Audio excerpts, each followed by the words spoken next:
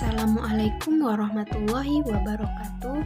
Perkenalkan, saya Rizka Munira, NPM 221030411, kelas H Hukum Ekonomi Syariah. Di sini saya akan memenuhi tugas UAS dari mata kuliah Fikih Mawaris Bapak Dr. Abdul Qadir Jailani, SH.MA. Baik, di sini saya akan menjelaskan pengertian dari hijab dan mahjub dalam hukum waris Islam. Pengertian hijab dan mahjub. Hijab secara bahasa atau etimologi berarti al-man'u atau menghalangi atau mencegah. Adapun secara istilah atau terminologi adalah terhalangnya seseorang dari sebagian atau semua harta warisannya karena adanya ahli waris lain.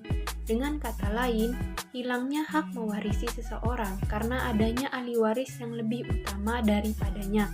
Karena itu haknya tertutup. Jadi bentuk isim fa'il atau subjek untuk kata hajaba adalah haji dan bentuk isim maf'ul atau objek ialah mahjub.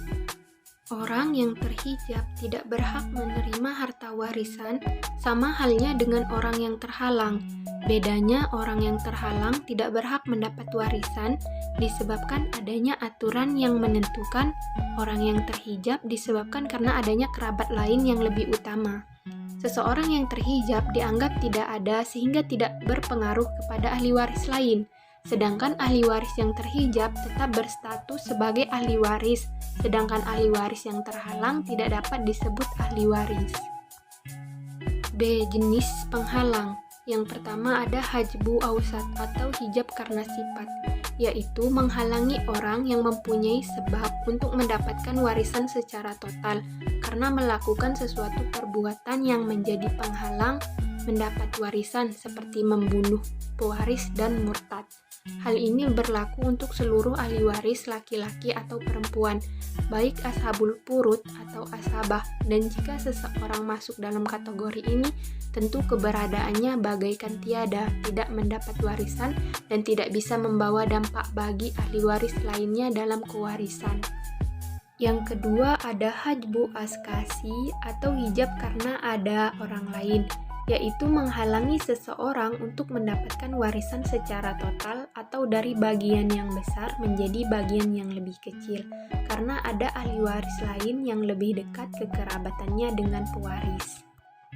C. Macam-macam hijab dan orang yang menjadi hijab dan termahjub. Hijab terdiri dari dua macam, yaitu hijab hirman dan hijab hudson. Yang pertama ada hijab hirman. Tertutupnya hak seseorang ahli waris untuk seluruhnya karena adanya ahli waris yang lebih utama daripadanya, seperti saudara dari orang yang meninggal dunia tertutup atau hilang haknya jika yang meninggal dunia itu meninggalkan anak atau cucu.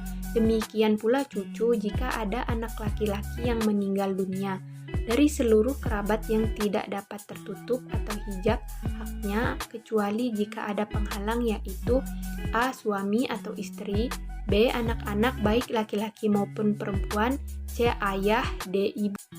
Agar lebih jelas, ahli waris yang menjadi mahjub karena adanya hijab hirman yaitu sebagai berikut. 1.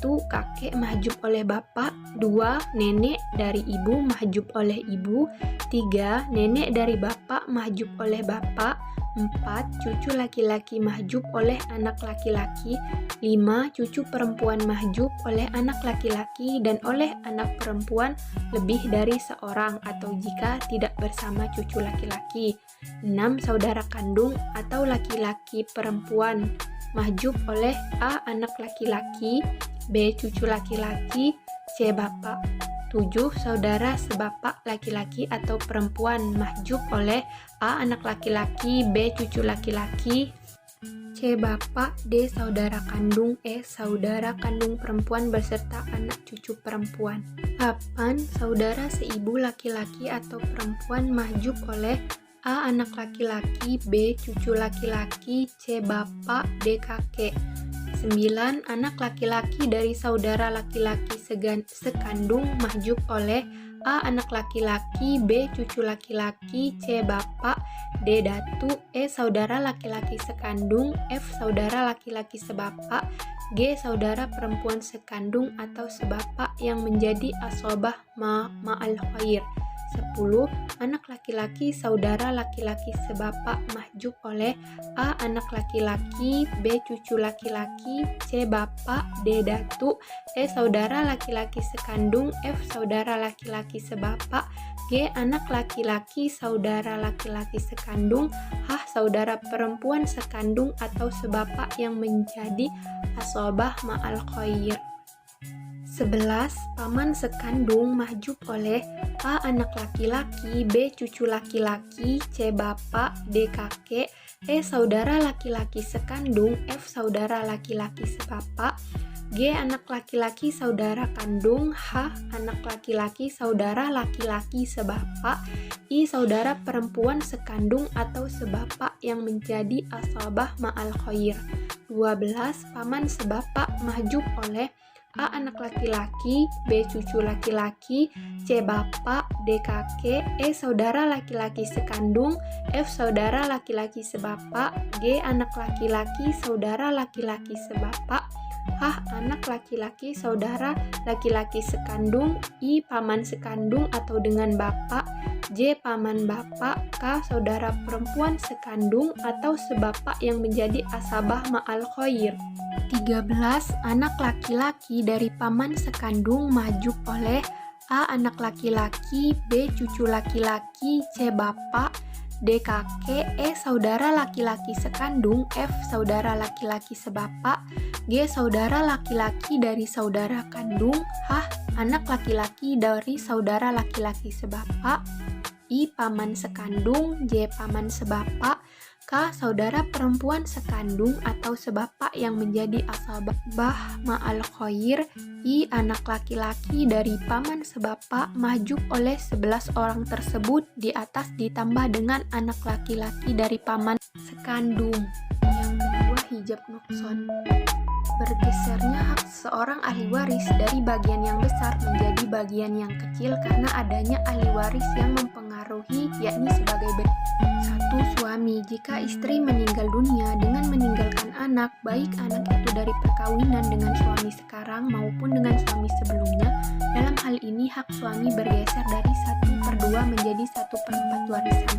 2. Istri. Jika suami meninggal dunia dengan meninggalkan anak, baik anak itu dari perkawinan dengan istri sekarang maupun dengan istri yang lain, dalam hal ini bergeser dari 1/4 menjadi 1/8 bagian harta warisan. 3. Ibu. Jika suami meninggal seorang anak atau 2 orang saudara atau lebih, haknya bergeser dari 1/3 menjadi 1/6 harta warisan. 4. Cucu perempuan. Jika yang meninggal dunia meninggalkan seorang anak perempuan, bergeser haknya dari 1/6 menjadi 1/6. Itu untuk melengkapi hak anak perempuan menjadi 2/3 tetap. Jika ada 2 orang anak perempuan atau ada anak laki-laki, maka hak cucu perempuan hilang seluruhnya. 5. Saudara perempuan seayah. Jika ada seorang saudara perempuan kandung, bergeser haknya dari 1/2 menjadi 1/6, yaitu melengkapi 2/3. Tetapi jika saudara perempuan kandung ada 2 orang atau lebih, atau ada saudara laki-laki kandung, maka hak saudara perempuan seayah hilang seluruhnya.